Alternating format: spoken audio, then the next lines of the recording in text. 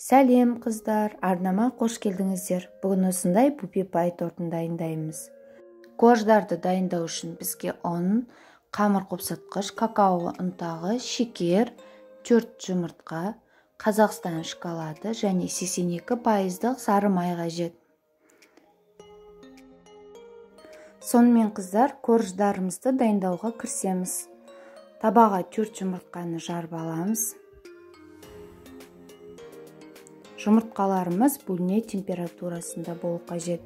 Және осыған қыздар шекерімізді 2-ге бөліп қосамыз. Жақсылап миксерлейміз. Бізде осындай нәзік, үлпілдек, бір сөзбен айтқанда пышный болып шығу қажет. Енді қыздар сары май мен шоколадты су буында ертіп аламыз. Дайын болған қоспаны сәл ғана суытып, массамызға қосамыз. Жақсылап бір миксерлеп аламыз.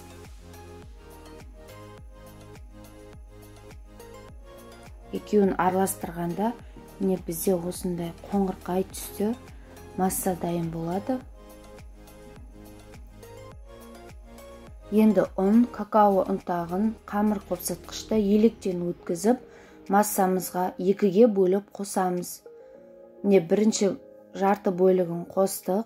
Жақсылап миксерлеп аламыз. Ешқандай түйіршіктері қалмауы қажет.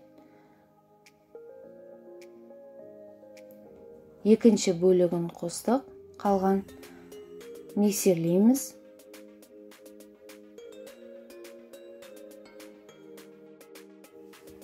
Ыдыстың жан жағындағы қалдықтың барлығын осы лопатканың көмегімен бір тазалап шығамыз. Тағы да бір рет миксерлейміз. Осындай қоюлықта шығуы қажет. Фольгаға немесе пергаментный бумагаге біз корждарымызды пісіріп аламыз. Бұл жерде менде 22 диаметр сызып алдым. Қасықтың көмегімен жайып жатырмын. 5 қасық немесе 6 қасық салуға болады.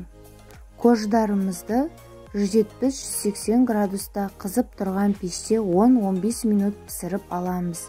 Міне көріп тұрғандарыңыздай жұп-жұмсақ, нәп-нәзік болып шықты. Енді тортымызды жинақтаймыз.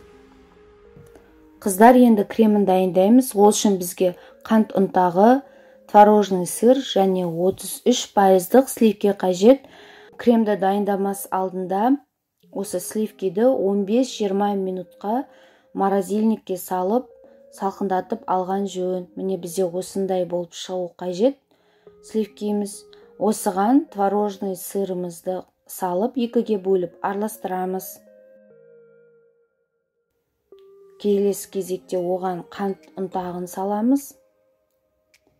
Жақсылап араластырамыз.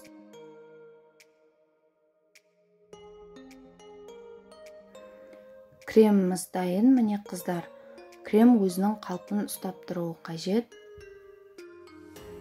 Қыздар, енді тортымызды құрастырамыз.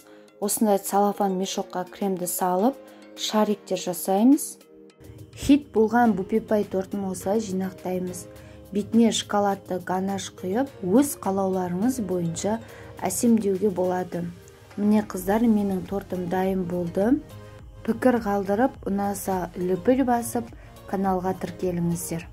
Бупе пай тортын жасау барлық қыз келіншектердің қолынан келеді, бірақ менің осы рецептіне жасасаңыздар, сіздердің торттарыңыз міндетті түрде дәмді шығады.